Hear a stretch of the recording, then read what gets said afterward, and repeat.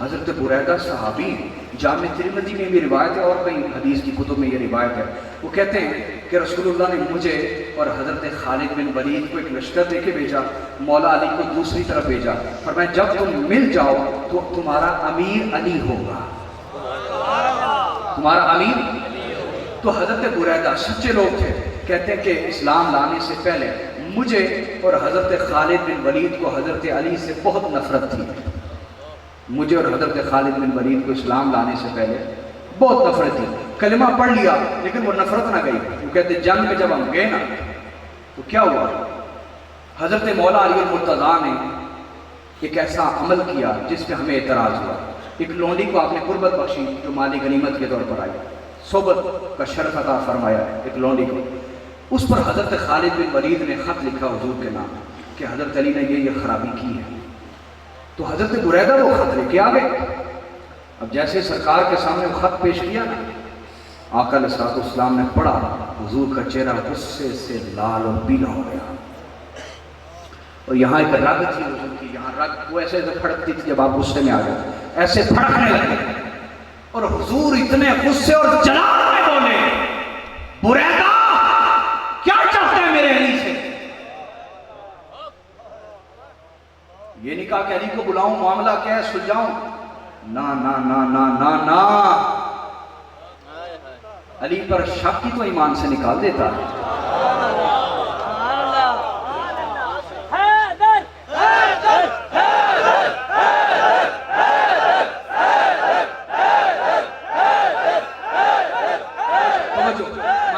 اللہ قبول فرمائے، حضور نے حضرت علی کو نہیں بلایا تحقیق کی جائے، حضور علیہ السلام جلال میں آگئے، فرمایا بریدہ کیا چاہتا ہے تو میرے علی سے، کیا چاہتا ہے میرے علی سے، کیا چاہتا ہے میرے علی سے؟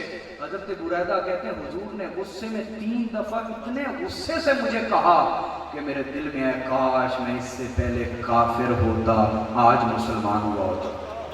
حضور نے اتنے غصے سے مجھے کہا کیا چاہتا ہے میرے علی سے؟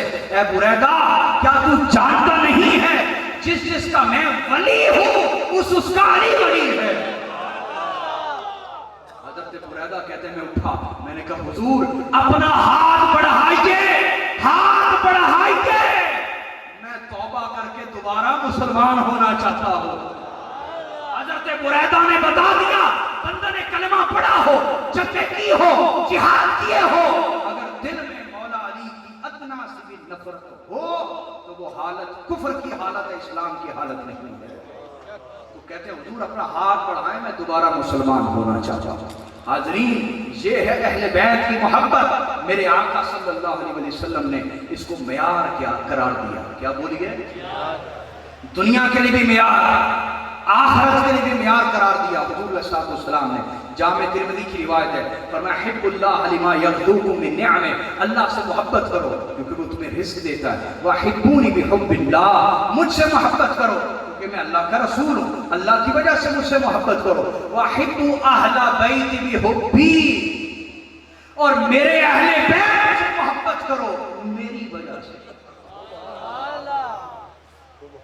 آج کچھ فسادی علماء کہتے ہیں کہ ہم اس سید کو مانتے ہیں جس کا عمل ہمارے مطابق ہے۔ اس کا مطلب آپ عمل کو مانتے ہیں، نسبت کو تو نہیں مانتے، نہیں سمجھے؟ بولو تو صحیح آپ عمل کو مانتے، نسبت کو تو نہیں مانتے۔ اور پھر ذرا توجہ ہے آپ کی، میں ایسا نکتہ دینے لگا جو آپ نے کبھی نہیں سنا ہوگا زندگی میں، اور میں نے بھی کبھی نہیں سنا۔ ایک جگہ میں تقریر کر رہا تھا، اللہ نے میرے دماغ میں ڈالا، توجہ ہے جی؟ یہ جو فسادی علماء، شریر علماء، اہل بیت کے دشمن علماء، یاد رکھو میں ہمیشہ آپ سے کہتا ہوں کہ آپ کملے ہیں، بولو سیانے ہیں کہ نہیں؟ ذرا پیسوں کا لین دین کا معاملہ ہو نا، پتہ چلتا ہے آپ کتنے سیانے ہیں یا نہیں؟ بولے اب باپ سے لڑنے والی قوم پیسوں کی وجہ سے، اولاد سے، سگے بھائیوں سے لڑ پڑنے والی قوم پیسوں کی وجہ سے، وہ کملی قوم ہے، ہر جگہ آپ سیانے ہیں، اور دین کے معاملے کے کملے نہیں جناب، انہوں نے تو داڑھی شریفی رکھی ہوئی ہے، امامہ شریفی پہنا ہوا ہے، وہ تو صرف نماز کی دعوت دیتے ہیں۔ تمہیں اہل بیت کا بغض ان کے اندر نظر نہیں آ رہا؟ رسول اللہ کے گھرانے کا بغض نظر نہیں آ رہا؟ تم کملے ہو دین کے معاملے میں اور دنیا کے معاملے میں بڑے سیانے ہو۔ नादान धोखा दे रहा है खुद को। दरवेशो एक बात याद रखोगे कि नहीं,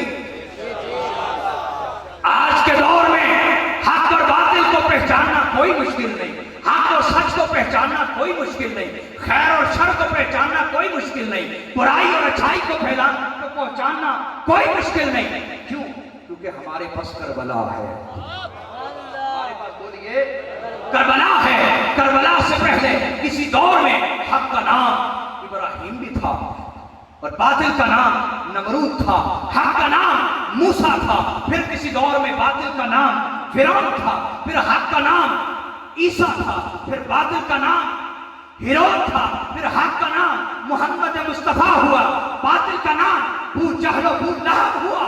लेकिन करबला के बाद अल्लाह ने सारे हक को एक किरदार में जमा कर दिया और सारे बातिल को एक किरदार में जमा कर दिया। करबला के बाद बातिल को यजीदी कहते हैं और हक को हुसैनी कहते हैं।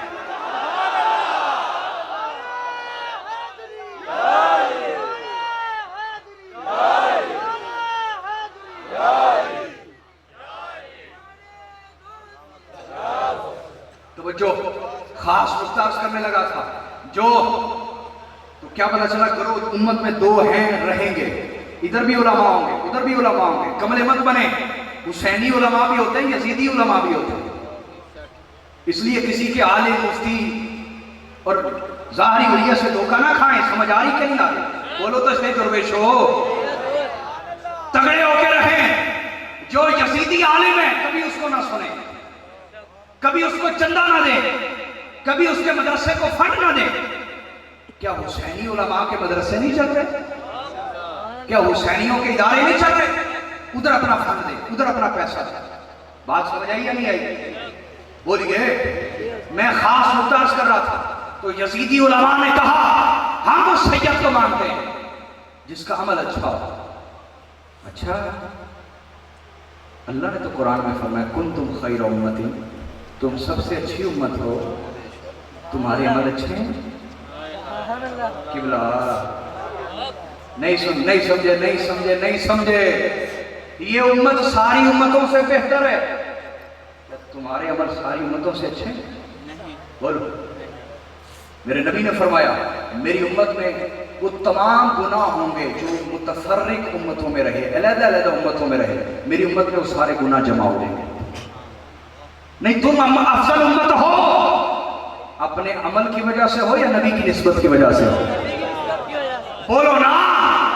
अगर ये उम्मत हर तरह का गुनाह रखने के बावजूद सब उम्मतों से अफजल है, वजह अमल नहीं निस्बत है, तो इसी तरह आले रसूल तमाम उम्मत से अफजल हैं, अमल की वजह से नहीं, रसूलुल्लाह की निस्बत की वजह से। लायक एहतराम भी हैं, लायक मोहब्बत भी। हाँ, जो सैयद खुद दीन का आलिम नहीं है और दीन को जानता नहीं, उसको पीर नहीं बनाया जा सकता, उसको रहबर बनाया जा सकता, क्योंकि रहबर ने तो रास्ता दिखाना है ना, अभी खुद उसे रास्ता देखने की जरूरत है। तो हर सैयद से मोहब्बत होगी, अदब होगा, खिदमत होगी, तकरीम होगी। दुरूद सलाम पढ़ेंगे तो दिमाग में ये ना आए फुला सैयद पे दरूद नहीं, जब दरूद पढ़े तो सारी आले मुस्तफ़ा पे दरूद पढ़ना है, ठीक है? लेकिन पैरवी उस सैयद की होगी जो दीन जानता है और दीन पर अमल करता है। आगे बात समझ आए? बोलिए ना। तो हाज़रीन, हम तरबियत अपने लोगों की इसी जाविये के ऊपर करते हैं, क्योंकि आका ने दुनिया में भी ये जमा होने, अपनी उम्मत को अपने साथ जमा करने का रास्ता अहले बैत बताया है।